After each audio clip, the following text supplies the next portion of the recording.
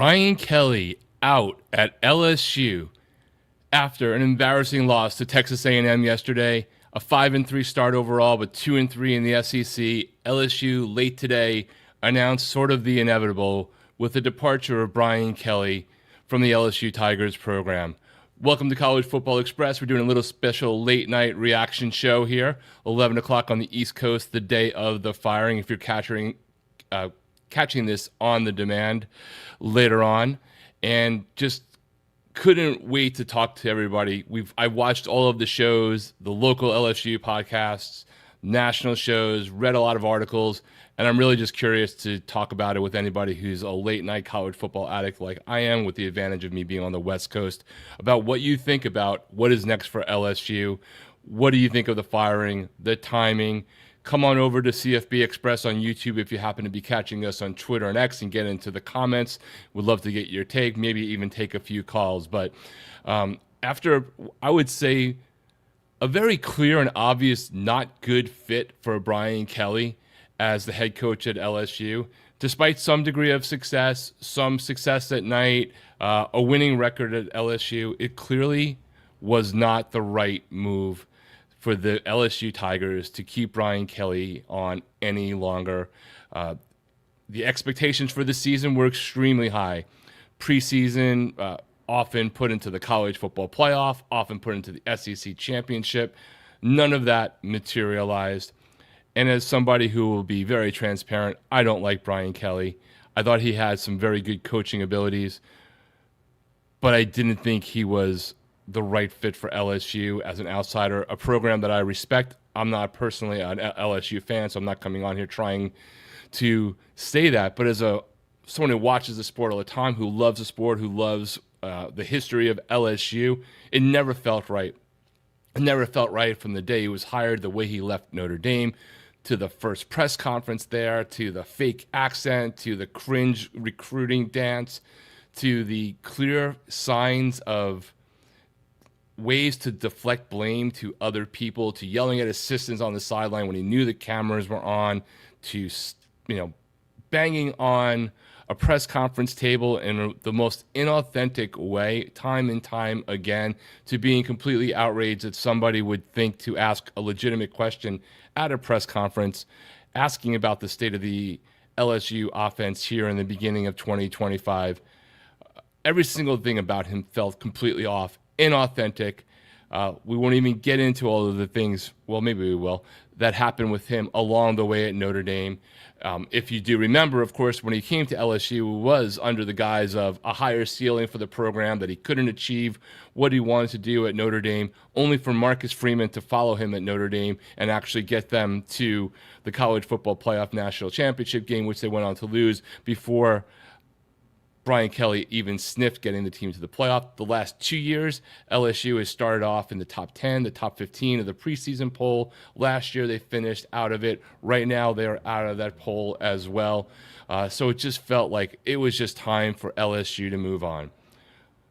But the good news for LSU fans, in the eyes of basically every pundit and a lot of fans who have no horse in the race, LSU clearly moves up to be the number one job available in this cycle of the college football coaching carousel. And even if other jobs open, it is extremely unlikely that LSU will not be one of the top one or two jobs. If the Steve Sarkisian rumors about him having interest in the NFL, which have been shot down subsequent by he and his agent, actually turn out to be true and Texas opens, well, then you probably have a 1A, 1B, depending upon your point of view. If things go further south in Michigan in an unexpected way and they elect to make a move there, then you might have another school going in there. But at the end of the day, LSU has won national championships under multiple coaches in this century. It is one of the premier programs. They have the ability to recruit the state of Louisiana, which produces a ton of 5-star and 4-star talent, most of whom wants to stay home, in a way that LSU should be doing better than what Brian Kelly was able to deliver. So definitely jump into the chat. Give me your take. What are your initial thoughts on what has happened with Brian Kelly? And really, who is on your hot list board? The initial reactions that are coming from various reporters out there include the very obvious of Lane Kiffin. And I got bad news for you, Florida and Ole Miss. I don't know where Lane Kiffin's going to go. He may stay at Ole Miss. He may go to Florida. He may certainly go to LSU. But one thing you can know for sure is Lane Kiffin's about to make a lot more money than he was yesterday, and he was about to make a lot more money than he was a week ago before Billy Napier got fired. So Lane Kiffin's definitely one of the names that has risen to the top. You have a bunch of people talking about you must call Marcus Freeman in Notre Dame and let him turn it down, see if he's not interested, even though he reportedly said no to Florida. You need to take the shots. Do you call Nick Saban again with no expectations that he'll say yes, but you never know until you ask. He's been a little bit coy about it with his wife on game day and the Pat McAfee show, probably just playing to see what the numbers are, but I don't know. Does he have a number to come back and have a sequel at LSU that nobody would expect, but that would become the buzz of the college football world? A lot of other coaches are being named. You have the four coaches in the alumni class, right, where they're at their alma mater but have done really good. Whether you're talking about Kenny Dillingham at Arizona State, who beat Texas Tech a week ago, though they lost this past weekend to Houston. You have Brent Key, who's doing an amazing job at Georgia Tech. You have Jeff Brom at Louisville, who's doing a great job at his alma mater, who's never had the degree of resources or talent that he could get at somewhere like LSU. Is that enough to pull him away? Mr. Lee over there in Vanderbilt in the SEC, again, at his alma mater, doing more with less. Imagine what he might be able to do with the resources that LSU has available to them.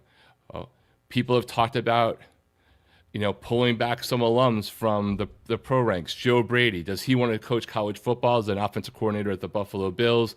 A lot of people have speculated that's not something he's really interested in dealing with, but do you consider him?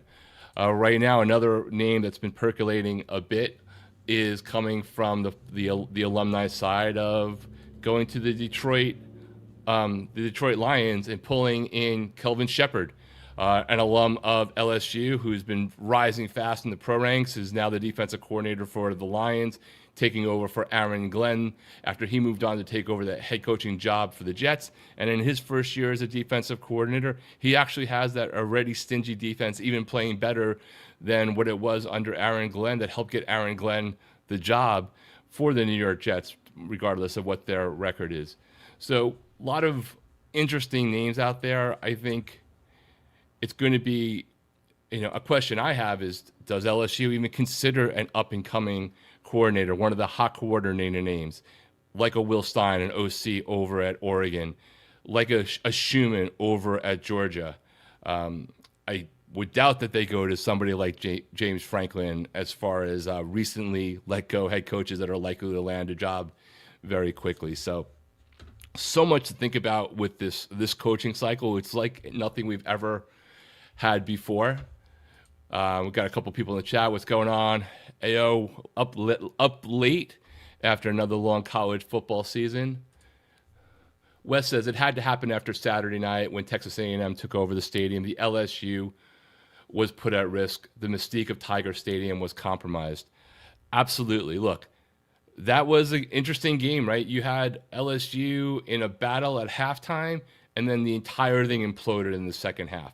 You had basically the stadium leaving, heading in to the end of the third quarter, into the fourth quarter. You could clearly hear Brian Kelly, fire Brian Kelly chants in the background, clearly over national microphones. Just not, whenever that kind of moment happens, whenever the fans have really had enough, and I don't mean just the college football sickos that are doing YouTube shows at 11 o'clock at night, or are on the message boards all of the time, or are the hardcore boosters.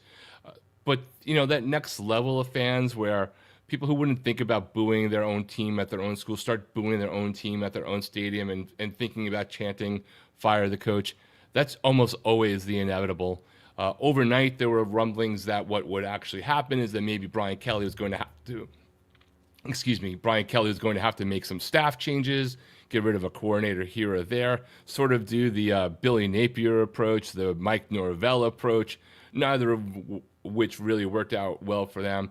I'm sure we will find out in the coming hours whether or not that was even an option as rumored and Brian Kelly moved away from it, or as athletic director for LSU said that he made the decision in his mind last night and the rest of today was just a matter of going through everything to let people know.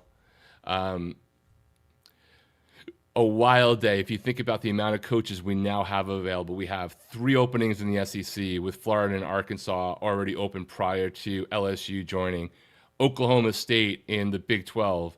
The ACC already had Stanford on a temporary, with an interim coach there. But then you added Virginia Tech, which is probably one of the most SEC type schools of the ACC. And then, of course, you have Penn State and UCLA in the Big 10 with potentially, and that doesn't even count like University of Alabama, Birmingham, and Colorado State, all these other jobs that are open. We're likely to see anywhere from 3 to 7 more jobs of note, depending upon whether people pull the trigger or not. There's, certainly hot seats are all over the place, and a few more could come into play, depending upon what happens with the outcome of some of these games. What happens at Oklahoma should the rest of their gauntlet of a schedule of the next coming days go south. So let's take a look at some of the things that came out today in case you didn't get to see that. Let's get the LSU's statement, which came out after the news had already begun to drop out there.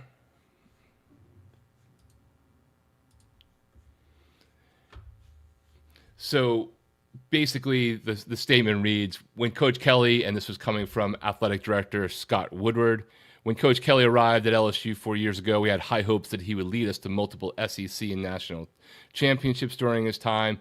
Ultimately, the success at that level that LSU demands simply did not materialize, and I made the decision to make a change after last night's game. I'm grateful for the ongoing consultations and support of the LSU Board of Supervisors and the president, Matt Lee. We wish Coach Kelly the best of luck in his future endeavors. LSU, as I said earlier, is 5-3 on the season, 2-3 in the SEC following that loss to Texas A&M. He continues further on as a proud alum and as the current caretaker of athletics programs. I will not compromise in our pursuit of excellence, and we will not lower our standards. I continue to believe that LSU is the best football program in America and that our head coach position is among the best, considering our investment, our ability to attract and retain talent, our unbelievable fans, and our institutional and statewide commitment to and love for LSU football. We will immediately begin a national search for a new head football coach, and I am confident in our ability to bring to Baton Rouge an outstanding leader, teacher, and coach who fits our culture and community and who embraces the excellence that we demand. While there will certainly be speculation, damn right there will be speculation, and reports on the candidates in the process, together we will celebrate and welcome a new coach at the appropriate time. I urge all in the LSU community to continue to support our student athletes and coaches as they complete the rest of the season. So I guess the question to the LSU fans is, who do you want? Do you want Lane Kiffin to come over from Ole Miss, take over the program, know it's going to cost you a ton of money, will probably require a massive guarantee along the likes that exceeds what Brian Kelly was given to come over from Notre Dame?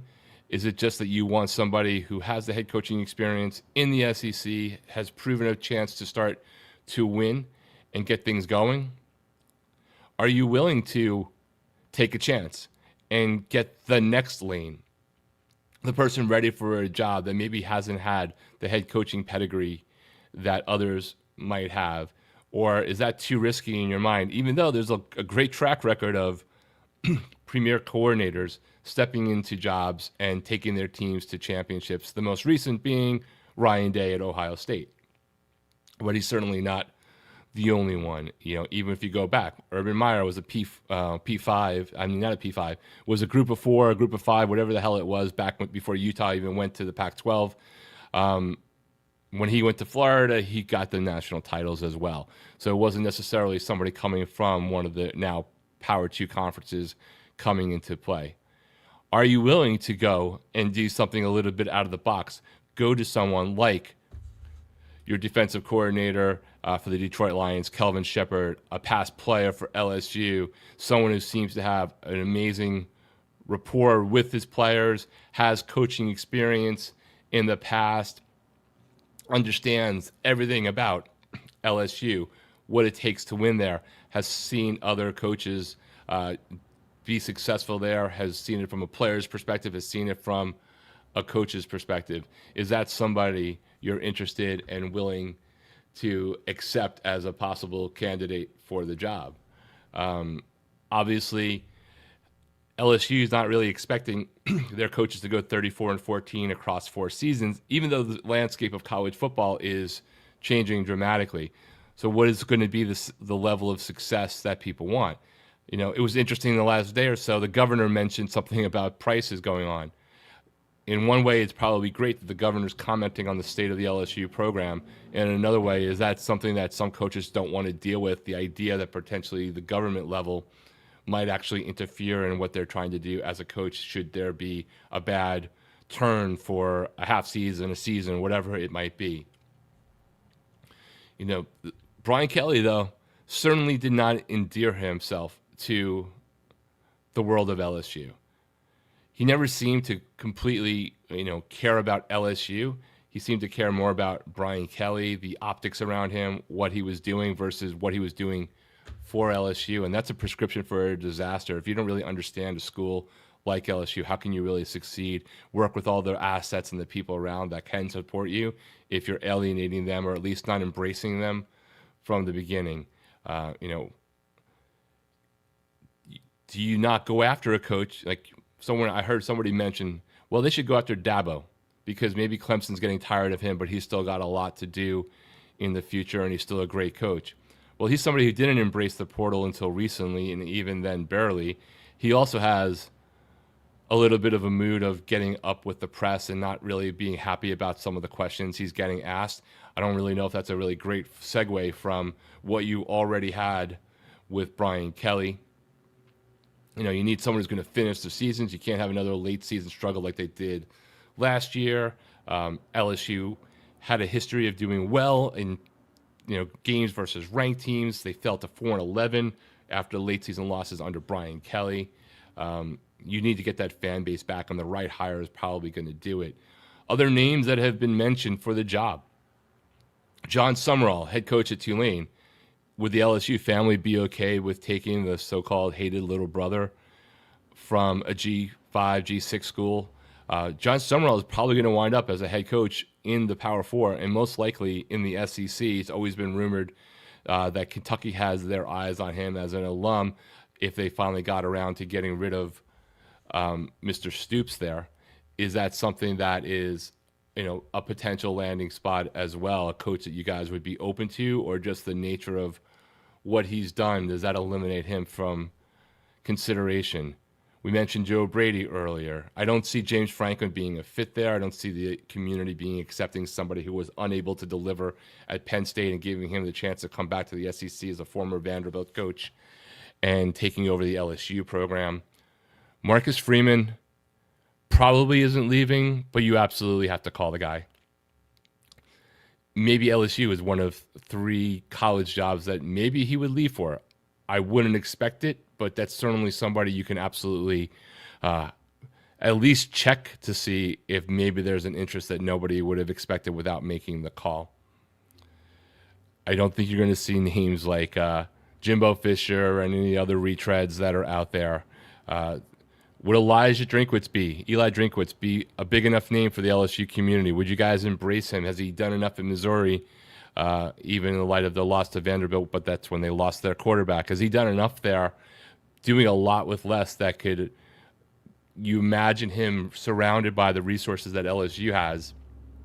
What would he be able to do standing up in Death Valley at night against Texas A&M that clearly Mr. Kelly could not do? And again, would the people like Clark Lee and Jeff Brom and Brent Key, who are all have their teams in the top 20 right now from schools with nowhere near the resources, but they are their alma maters, would any of those guys consider leaving for one of the premier jobs in college football like LSU? And would you be okay with those? the one thing I think you have to be aware of is how fervent that LSU fan base is. What are they willing to accept and embrace? Are there limitations? Are they going to be mad at their administration if they don't go after the biggest targets and land one of them, as the program that LSU is, with the history that the program has had, not just in the last 20 years, but historically as well? So I think it's going to be quite interesting to see what happens in the coming days. The other big question is, what if some of your candidates for this job, are you willing to be patient if they're in the NFL and making the playoffs? If they're in college football and they're going to be into an extended run into the college football playoff, are you okay with waiting, even if that means that coach might not come until after the transfer portal closes because they're, on a big run in the college football playoff? So I think it's going to be really interesting to see what happens.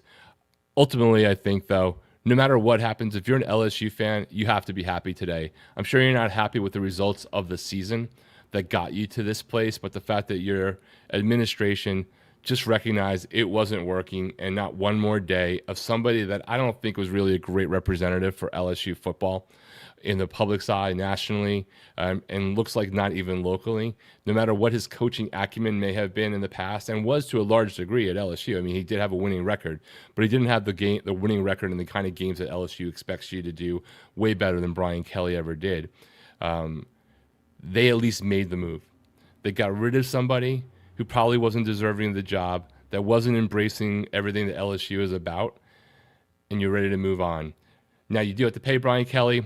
Unlike James Franklin, while they both have mitigating factors, I don't know. Do you think Brian Kelly takes a job? Do you think he just sits back? He's 64. James Franklin made it very clear he wants to be on the sidelines, and he probably will be on the sidelines next year. The question is, does Brian Kelly have that same desire? Will he stick around? Will he sit back and take a TV job for a year? Will he decide that, he just wants to cash a check for a while? So I guess that's another question really for everyone to consider. When I look at some of the things that other people are sharing in terms of like ESPN, who they think their candidates are, we've already talked about Lane Kiffin, we've talked about Sumrall, they talk about Freeman, Brent Key, Eli Drinkwitz. Other questions are like keeping players. How well do you keep the talent that they already have on this roster? First and foremost, DJ Pickett, right? Cornerback DJ Pickett, a 5-star, was in massive demand. As a Miami fan who does a national show, very aware of that recruitment. Hella jealous that went to LSU. Does he stick?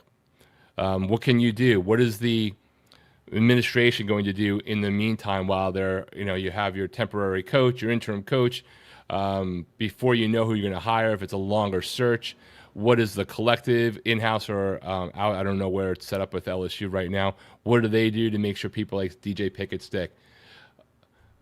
Des Green, what about him? Tight end who's been doing serious damage and is a big part of the future there. Linebacker Whit Weeks as well. Like, people that were on everybody's radar before the season even began, right? Even if you weren't a hardcore LSU fan, these three names were out there for people to have their eyes on. So what are you doing to keep players like that? And of course, the recruiting side of the equation. And even some of your assistant coaches. You have some of the best assistant coaches, despite what Brian Kelly did to some of them, including driving a strength coach over to Texas A&M when he came in and tried to start the entire program over. What are you doing to keep your recruiting class together? LSU always recruits at a high level. I heard, it might have been Andy and Ari said that essentially, with LSU being such a great recruiting ground, in-state talent exists, especially disproportionate to the size of the state. You have a bunch of 5-stars coming out of there, a ton of 4-stars, and a ton of them, their default is they want to go to LSU. But not everyone is that. And, you need to do more than just be in the state and get these guys in the NIL era. So what are you doing to make sure that commitments that you have, like Lamar Brown, who is number one in ESPN's the top 300 defensive tackle. I'm pretty sure he's a consensus 5-star. His ranking's a little bit different in the others, like 24/7 and On3, but he's definitely well regarded. What happens there? What's up, Expedition Greg? Good to see you here. Juan Manuel, let's see if I can actually read what the hell you wrote. Hold on. In the next 2 months, a lot of college football will be turned on its head with coach firing and hiring. Somebody will lose off Marcus Freeman, Lane Kiffin, or Brom. Look, I think Marcus Freeman, I mean, look, none of us know, so it's all speculation. That's half the fun. We're getting a whole season's worth of off-season content over 3 weeks here with the coaching carousel kicking in over the last few weeks. Marcus Freeman, I think, is interesting. I kind of think that he's more likely to become someone who goes to the NFL rather than leaves Notre Dame, where he's already in the top 12, seems to be getting everything he wants, has proven you can still recruit at Notre Dame, despite what Brian Kelly seemed to have a challenge doing. Maybe he was just a lazy recruiter, which made LSU a great place for him because, again, you have all this great talent in your lap, and all you got to do is really not blow it. But I don't really know if I see him leaving. Lane Kiffin, I mean, who knows? All I know is that the price tag for Lane Kiffin just went up another $1 million or $2 million. He's probably going to walk away when it's all said and done with $15 or $16 million a year because he's going to be in a competition. There's going to be a bidding war for him between Florida and Ole Miss and probably LSU. And even if there's not an LSU in, there's no way that Jimmy Sexton, his agent, isn't going to make it seem like LSU is in the mix. But it's likely they're going to be one of the people that are talking to them. So either way, that's going to happen. And I think people like Ryan Day and our friend over in Georgia, Kirby Smart, they should all be super thrilled because they're going to get a raise because once Lane Kiffin, who hasn't won a title, gets to be perhaps the highest paid coach in college football, within hours, if not days, they will be getting a raise as well. In terms of Brom, I mean, that's just one of those questions I don't know the answer to. He clearly can take another job. He will clearly be in demand for what he's been able to do at Louisville. But the question is, does he want to leave the school, the state, the place that he has family connections going back to his dad? Like, how much does the money matter? How much does the ceiling matter? Or is he content with where he is? So that is one that I think is going to be super interesting. But that same thing I think applies to a couple other people, the Brent Keys, the Chuck Lees, and the Kenny Dillinghams, who all just happen to be, there's not like a history that alma maters matter for coaches.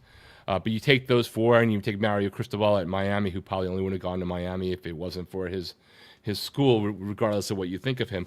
All five of those guys, and well, Arizona State just dropped out of the top 25 after popping back in with their loss to Houston, but they're on the fringes of the top 25. But all of them at their alma maters, places that they played, places that some of them coached on their way up to becoming head coaches. Do they leave for $1 million, $2 million more, $3 million, $5 million? Like, I don't know. I mean, a lot of people would, but a lot of people won't. Like, if you're making $7-8 million, maybe you get a raise at Louisville, brings you up to $8, $9, $10 million. Maybe you're not getting $15 million, but if you're still the king of your city and you're in your home state and your family's all there, maybe you're totally fine with that in the long run. Those are the questions that like none of us know. We can all speculate. I tend to think those guys aren't leaving because for them, those schools are their dream schools, right? But I don't know. Maybe $5 million more a year gives you a different answer to what is your dream school or not your dream school. Anyway, let's so more, of course, to come here on the LSU front. Just so much going on. Wanted to come in after all of the shows tonight, all of the national shows, all the columnists, all the guys on Twitter and X, and just chop it up with everyone. Appreciate everyone who's been in, commented a little bit here or there. Flo and I will definitely talk about this more tomorrow on our show, The Aftermath, where we go over all the weekend's games with a couple of days hindsight. Flo's checking out the film. clearly this will be one of the big stories that are going on, any developments we have tomorrow. If it's your first time checking out the channel, please consider giving us a subscribe, turn those notifications on. We are a national college football channel. We cover everything from recruiting to gameplay to the craziness of the business, and we do our picks as well every week. We're on all year. We don't take anything off. If you're checking this video out, please consider giving us a like at a minimum. And if you're seeing it on demand and you like what you saw and you want to find out more, definitely also consider giving us a little bit of that hype button. And again, we will be back tomorrow night with our Aftermath show. We'll be back again Wednesday night for sure with our picks for Week 9 as College Game Day heads to Utah for the Cincinnati at Utah game. An interesting pick for them. And who else knows? With the way college football is going on, this Xpress train gets thrown off the rails all the time. We could be live at any moment. Anyway, thanks again for tuning in. Talk to you all soon.